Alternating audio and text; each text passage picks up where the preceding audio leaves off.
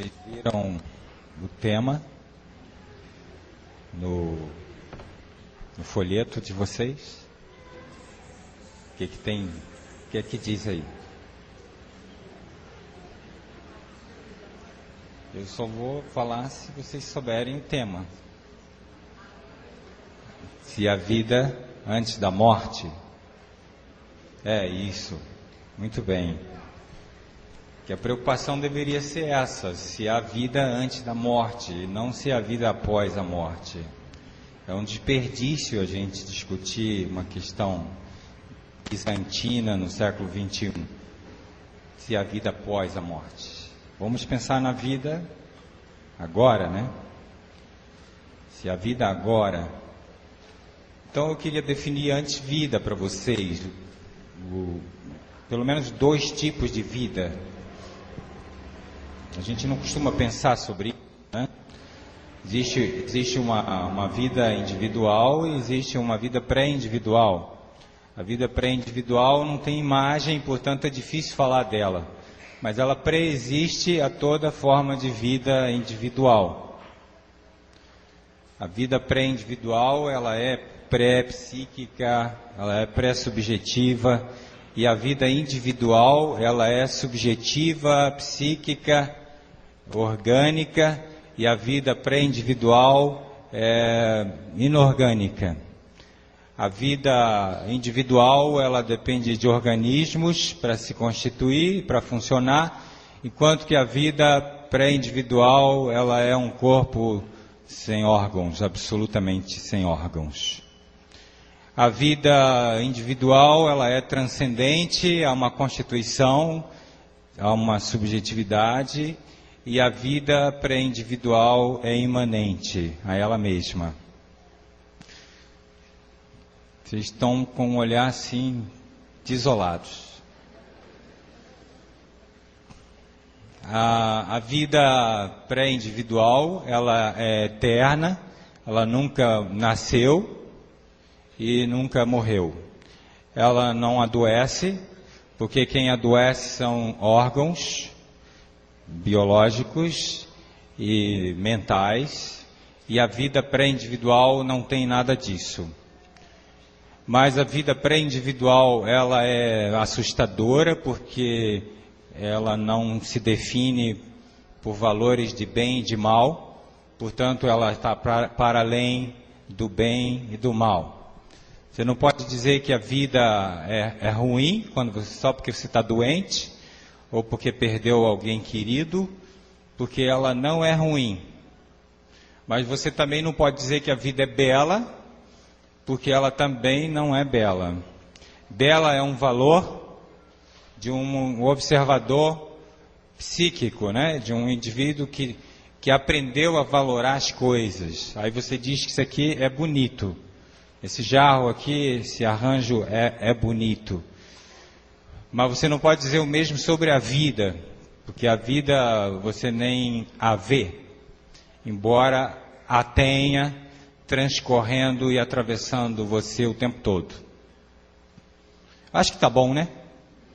A gente pode terminar e almoçar. Então, em cima da vida individual se constitui uma terceira forma de vida, uma vida artificial. Então eu já estou falando de 3. Vida pré-individual, que é a vida que sempre existiu. Se você tiver conflito com isso que eu estou falando sobre Deus, não tem problema. Você só transporta Deus para a vida e chama ele de vida ou a vida de Deus. Só que você teria que tirar os valores transcendentes do homem. Destituir Deus de imagem, porque senão você compromete a vida que é imanente a ela mesma. Não fica difícil, é só você pensar que Deus é a própria vida, tá? Porque ele falou isso, né? Eu sou a vida. Jesus disse isso numa versão bem compreensível, quando ele diz: eu sou a ressurreição e a vida. Eu sou a luz do mundo. Ele repete isso várias vezes. Então ele mergulha na imanência da própria vida. Jesus é um caso complexo para ser solucionado, que é de difícil solução e não tem solução. Talvez só a eternidade para dar um esclarecimento sobre isso, né? Tem um primeiro texto, São João 1,4, que dá essa possibilidade de pensar que Jesus é um indivíduo, ele é uma vida individual e ao mesmo tempo ele carrega com ele a vida. Olha só, nele estava a vida. Quer dizer, nele já se constitui um sujeito indivíduo, psicológico, subjetivo, o Cristo, que nasceu de tal maneira, que vestia tal roupa, que pensava de tal forma, dentro de uma cultura, se comportava mais ou menos dentro daquela cultura, porque ele era muito transgressor, ele era muito rebelde, mas mesmo na rebeldia ele é um sujeito. Mas diz ali que nele estava a vida. Então ele tem duas vidas. Ele tem uma vida individual, uma vida individuada, assim como vocês, como a planta, como um carrapato, como qualquer protozoário, que é um indivíduo, mas ele tem outra coisa além disso, ele tem a vida dentro de uma vida de indivíduo. Então ele é um sujeito especial. A gente tem a vida individual e a gente está cercado pela vida ampla, a vida como um todo. A vida sempre existiu. Se você pensar que Deus é o criador da vida, você tem que pensar que antes de Deus não havia vida, sendo que Deus é vida. Então, fica complicado. Deus é a vida. Ele não criou a vida cria a si mesmo, logo ele é tudo isso. Porque se ele é fora da vida, então há uma vida e depois vai ter a vida. E aí não cabe na tua cabeça. Ele é tudo isso. Só que a gente incorre na dificuldade humana de pensar algo que não é pensável, então a gente impinja ele de imagens, de pai. Aí entra a terceira forma, que eu queria falar ainda agora e acabei pulando, que é a constituição de uma vida psíquica, em cima de um corpo que tem vida e que está banhado na vida plena. Vocês estão realmente desolados. Vamos falar como se fosse para criança, então. Pensa o oceano imenso como ele é. Todos os oceanos, o Índico, o Atlântico, o Pacífico, todos juntos. Todo esse oceano é um indivíduo, é uma vida individual. Com uma única diferença do humano para o oceano. O humano tem um organismo chamado ego, em cima dele. O oceano não tem, o indivíduo tem, o homem, indivíduo homem. Então o oceano é uma vida individual, mas está contido dentro de uma vida maior, que é a vida plena. Tá bom? Dentro do oceano tem outras vidinhas lá. Camarão, siri, lagosta, caranguejo, sardinha. Tudo isso é forma de vida individual. E estão dentro de um oceano, que é um outro indivíduo maior, e que tudo isso está dentro de um grande universo vida. Tá bom? Que emana de Deus. O oceano não se torna Deus por isso, mas ele fala de Deus. Cantamos aqui o tempo todo isso, né? Que as flores falam de Deus. É impossível que as criaturas não falem, que o Criador não fale através das suas criaturas. Então, agora a gente vem para um indivíduo que tem uma mente, que tem um eu, que é o homem. É uma terceira forma de vida psíquica. Aí a gente cria o problema sem solução. Quando você nasceu, alguém olhou para você e disse: que coisa linda, não foi? A gente acabou de ver aqui agora, né? A criança no colo dos pais é linda. Linda. E a gente diz isso para ela não sabe, não tem dentro da cabeça uma condição que receba essa declaração de amor dos pais e faça sentido. Não tem nada lá, está vazio de sentido. Mas a criança olha e vai captando sentidos à medida que repetem isso. Repetem, você é linda, você é a felicidade do papai, da mamãe. Se você não existisse, nossa vida não teria sentido. Olha, a gente está dizendo para ela coisas que ela não tem como constatar. Então, qual é a saída da criança? Tem que acreditar. Ela não tem para onde ir. Disseram que eu sou lindo, mesmo não sendo, eu fico crendo, e que bom para mim. O problema é quando alguém chegar e contestar essa beleza. Aí você fica sem chão. Aconteceu lá na nossa casa, a nossa sobrinha, que é realmente bonita, inteligente, mas na escolinha alguém disse: você é feia. E ela disse: não sou. Minha mãe disse que eu sou bonita. Aí o coleguinha de alguma maneira diz: você é feia, sua mãe mentiu. Você viu o problema? Como que ela vai se sentir? Sem referência, né? Porque a referência é eu sou bonita, eu sou inteligente, eu sou simpática, eu sou querida, eu sou a felicidade deles. Inclusive é uma responsabilidade imensa, né? Para uma criança ser a causa da felicidade dos adultos, né? Mas a gente vai assimilando, vai inserindo, vai indexando, vai mapeando, vai cartografando esse corpo, esse sujeito, e ele vai acreditando em tudo isso.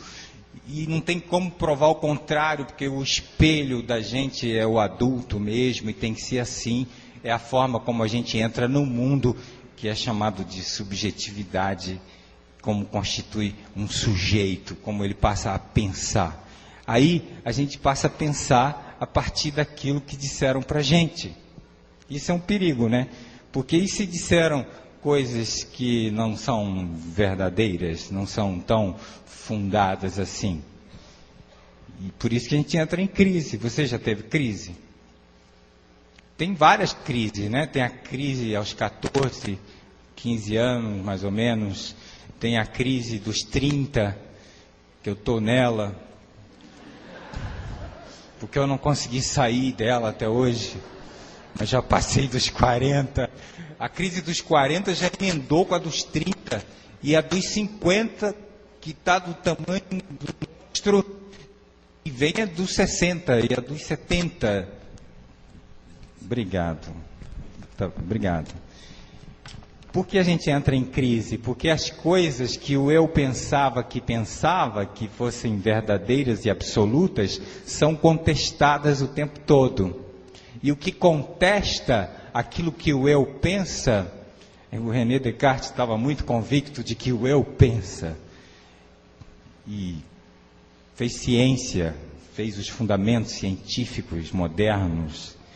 Mas o eu que pensa, ele é fundamentado em cima de uma relação com o outro, que faz com que eu pense, que é verdade o que eu penso. Porque disseram, isso aqui são flores e são lindas. E aí o eu atrelou mais esse dado e passou a dizer das flores, elas são lindas. Então, a vida pré-individual, aquela imensa, do tamanho do universo inteiro, ela é trágica nesse sentido. Ela não é bela nem é feia, mas ela é trágica. Trágica não no sentido do ressentimento da moral, mas no sentido estético, vitalista. Ela é trágica porque ela desarruma tudo. Ela vem e desorganiza tudo.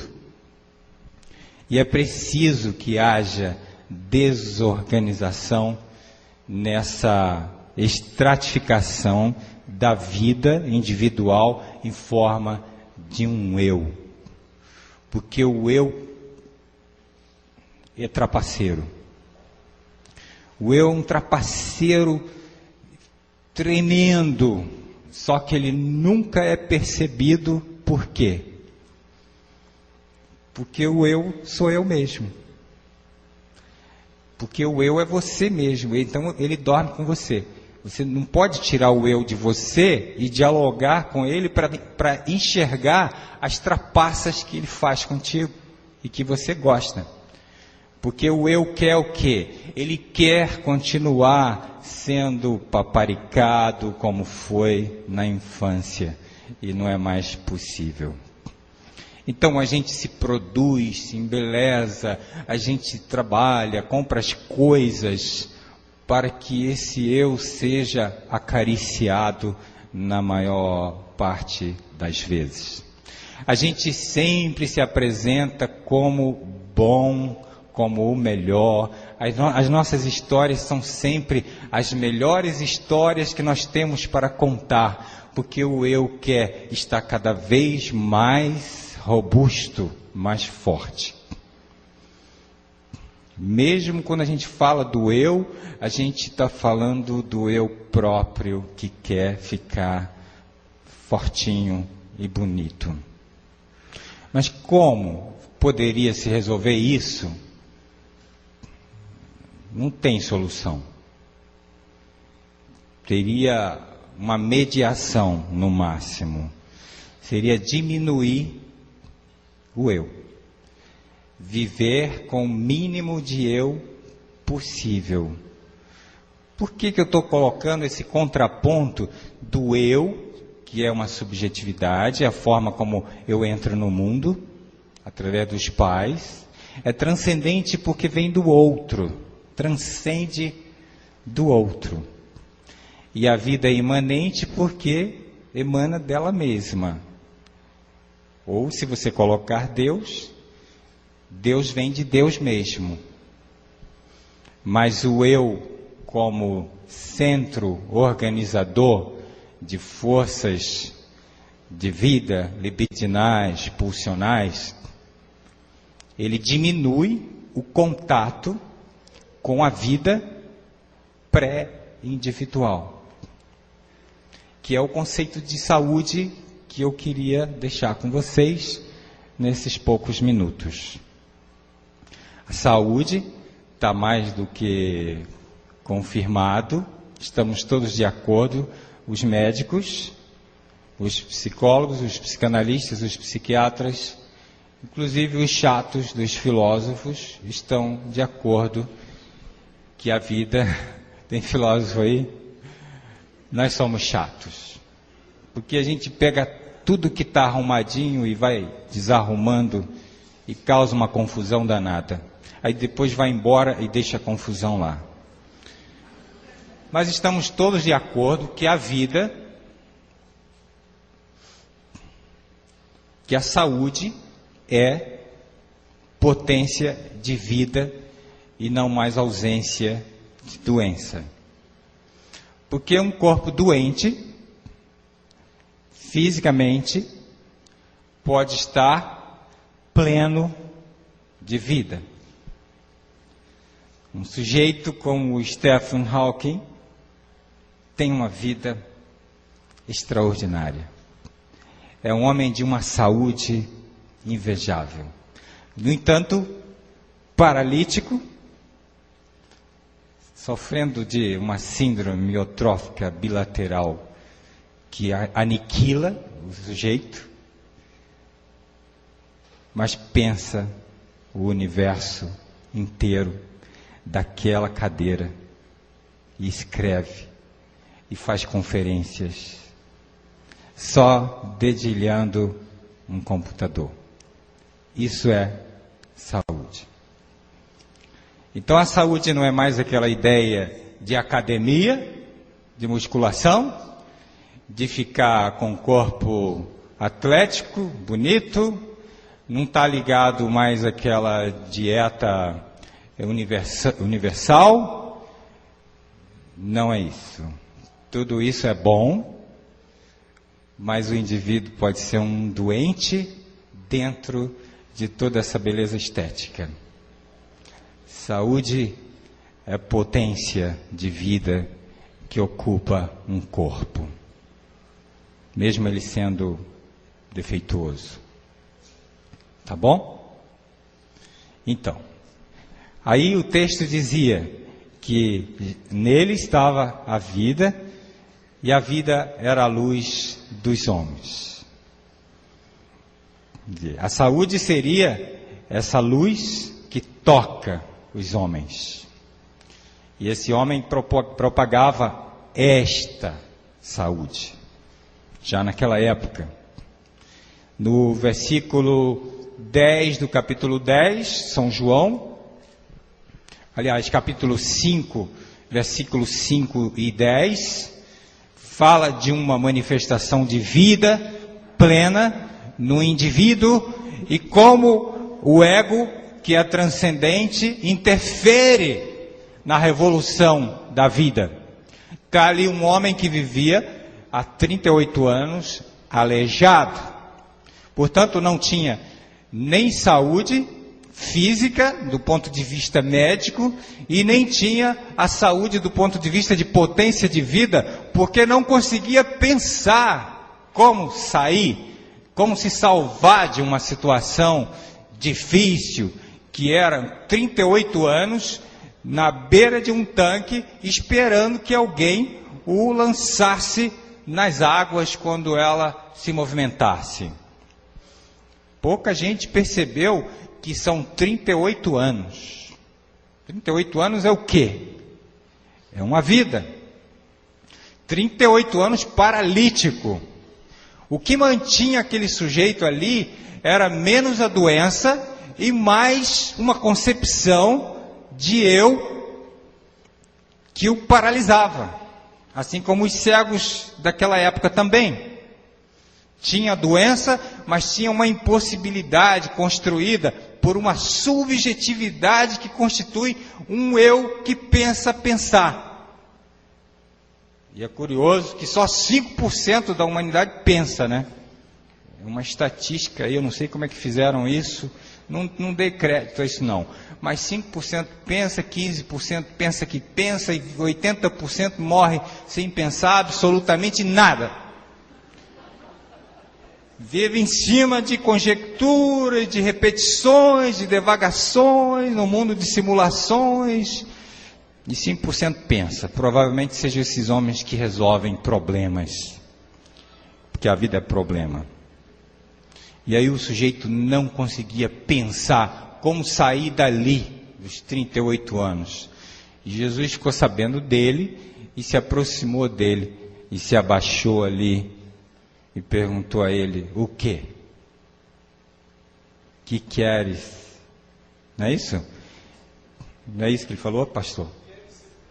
Queres ser curado? Em outras ocasiões ele pergunta: que queres que eu faça?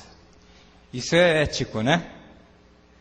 Porque até para dar uma coisa boa você tem que saber se o outro quer.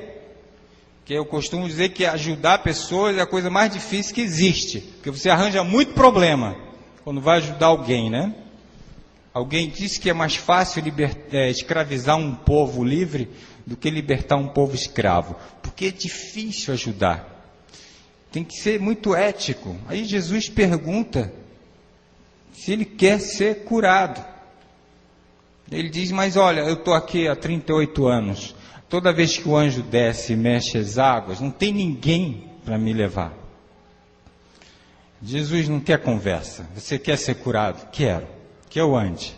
Eu quero andar. Então, anda. Simples, né? Levanta, pega teus trapos, essa cama que é um trapo, né? E vai embora. Isso aconteceu? Aconteceu. Agora vem o mais interessante da história, gente.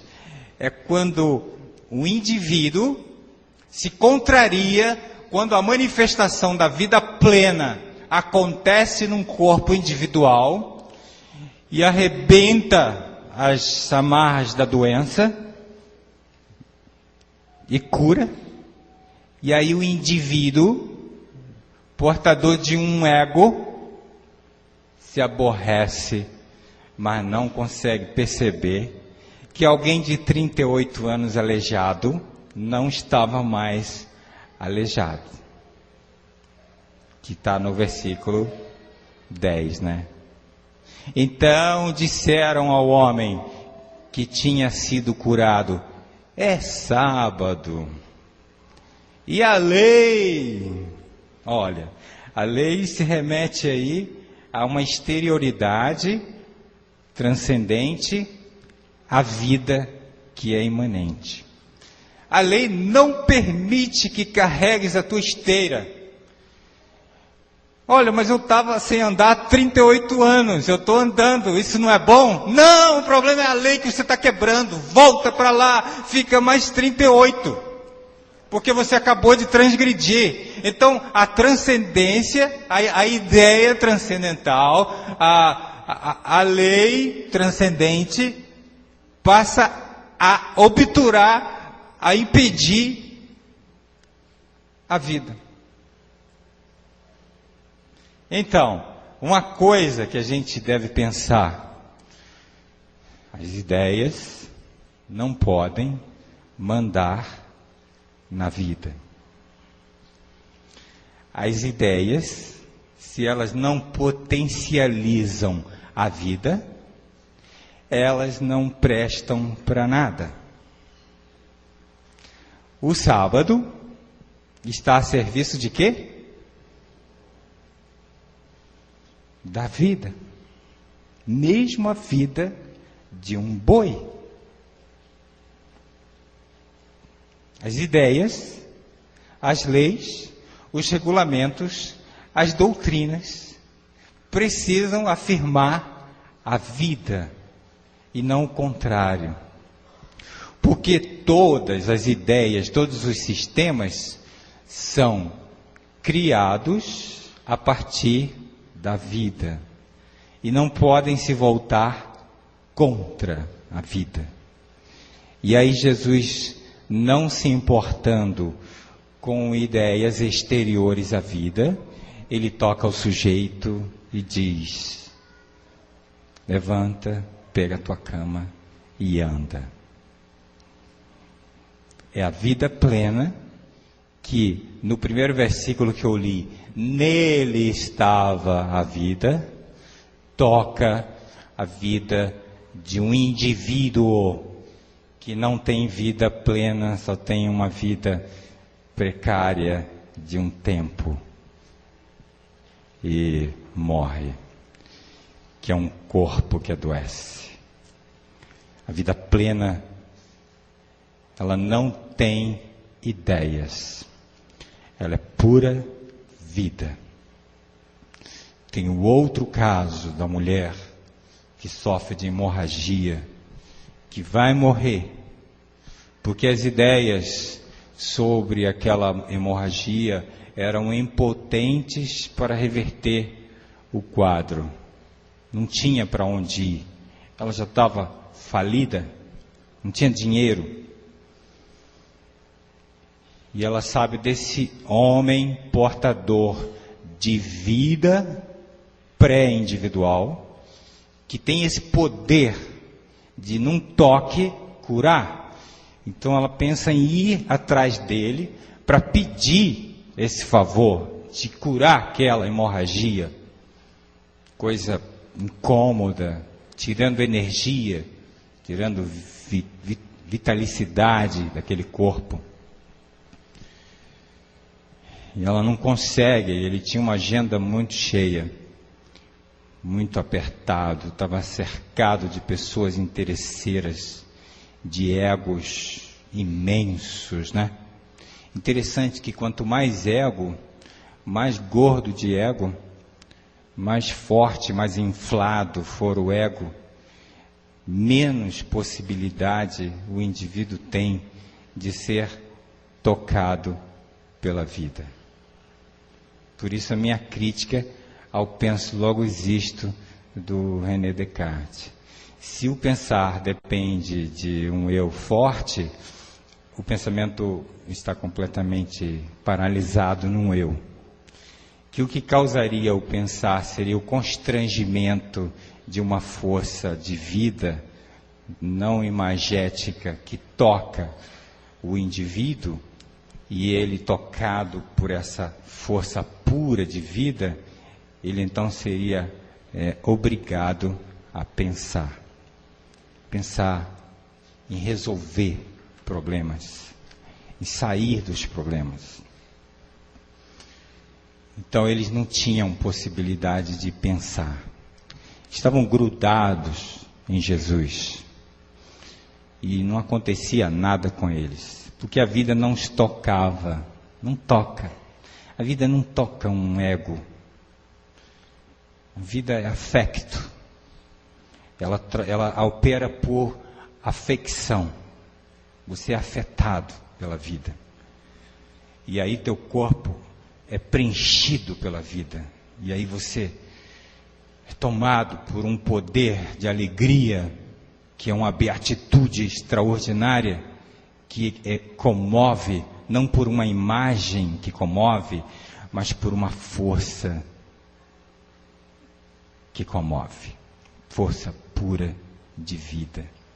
A gente pode chamar essa força de Espírito Santo, mas teria que destituir de imagens, porque quando a gente põe imagem da nossa subjetividade.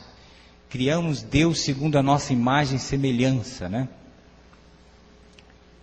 E teria que deixar que Deus tocasse a gente por afectos, por afecção. Um aluno de uma universidade escreveu um recado para mim num blog que eu faço com a minha filha, e ele disse assim: quando eu li esse texto, eu fui tomado por uma alegria extraordinária. E eu também, quando eu li a mensagem dele, eu fiquei com uma alegria extraordinária. Não por causa das ideias, mas porque o texto tocou profundamente aquele indivíduo. O texto falava sobre o corpo, sobre a saúde do corpo. Então eles não se modificavam. Ali, tão perto de Cristo, não havia nada, não acontecia nada. E a mulher, coitada, tentando chegar perto, com toda aquela multidão cercando, ela se embrenhou por debaixo das pernas de muitos, esticou o braço tentando pegar nele, mas não conseguiu pegar nele, no corpo do indivíduo. Só conseguiu tocar num pedaço do vestido. E aí ele parou. Essa é a cena mais extraordinária dessa relação do conceito de vida, indivíduo e vida plena. Porque é um indivíduo que sofre com seu corpo, mas que tem um eu pequeno. Que bom! Um eu pequeno, o mínimo de eu para viver. E ele para e pergunta: quem me tocou? A pergunta é interessante porque todo mundo tocava. E o discípulo diz: mas Senhor, todo mundo te toca. Ele diz: não, um toque diferente. De mim saiu vida. Vida abundante. Já estou usando outro texto dele, que ele diz: eu vim para que tenhais vida, e vida abundante. Ou seja, vida plena. Ela diz: fui eu que toquei. Ele disse: saiu de mim virtude, né? A palavra virtude quer dizer uma quantidade em estado virtual. É assim, tem uma fórmula matemática. Imagina aqui um quadro, eu escrevo um N bem grande, esse N reporta-se à multiplicidade da vida, a infinito, sinal de menos, 1. Essa operação matemática traduz o acontecimento dessa mulher tocar e subtrair da vida plena, multiplicidade total, 1. Um bloco de imanência pura que a cura e transmite a ela vida. Então, isso é potência. Saúde é potência. Não é mais remediar com curativos, com remendos. Tudo bem, a gente continua fazendo isso porque é bom o médico tirar a dor para a gente trabalhar, o psiquiatra dá o ansiolítico para a gente dormir, o antidepressivo para a gente funcionar, mas ainda não é saúde. Saúde é tocar a vida. Então, não foi esse o convite que Salomão fez? Estou terminando. Quando ele, Eclesiastes 12, ele diz, lembra-te do Criador. Ele está dizendo, lembra-te da vida, antes que cheguem os maus dias, dos quais dirás, não tenho prazer. Antes que se rompam o sol, a lua e as estrelas do esplendor da tua vida e tornem a vir as nuvens depois do aguaceiro, lembra-te do teu Criador.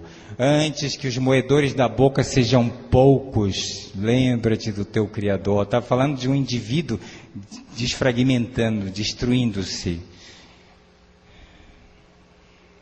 Antes que as filhas da alma se emudeçam e não toquem mais. Antes que se rompa o fio de prata, que é a coluna vertebral, que a gente vai ficando meio dobrado, e o copo junto à fonte se despedace, o copo de ouro se despedace. Vaidade das vaidades, tudo é vaidade. Ele está se referindo ao ego. Então, para que a vida plena toque esse corpo subjetivado por um eu, é preciso que o eu se desfragmente, e muitas vezes isso vai acontecer na tragédia e na doença. É quando a gente se desfigura. Então, vocês já pensaram como que a morte, a finitude do indivíduo pode trazer sentido para tudo isso? Porque a gente pensou na vida após a morte, discutiu isso décadas, anos e anos, e como que a morte ela pode ser um signo que transmite vida, porque o Salomão está dizendo assim, de uma outra forma, parecido com Saramago, José Saramago, se a morte morresse hoje, tudo para quem aprendeu a dar sentido através de um ressentimento da vida, de uma perspectiva não da vida presente, mas de uma perspectiva sempre futura. Ele diz, José Saramago, eu estou parafraseando com Salomão, se a morte morresse hoje, essa vida egóica perderia completamente o sentido. Não é? Como? Se a notícia chegasse hoje na mídia que a morte morreu, as funerárias iam falir amanhã. E o plano de saúde ia acabar. E o hospital ia fechar. E eu suspeito se alguém viria à igreja. Tenho uma séria desconfiança que o pastor ia ficar sozinho aqui pregando. Porque se a vinda à igreja está calcada em cima de medo e culpa, não é um acontecimento vital de tocar na vida, né? Então, tá bom, a gente fica por aqui. Bom almoço para vocês. Verdade, acabou.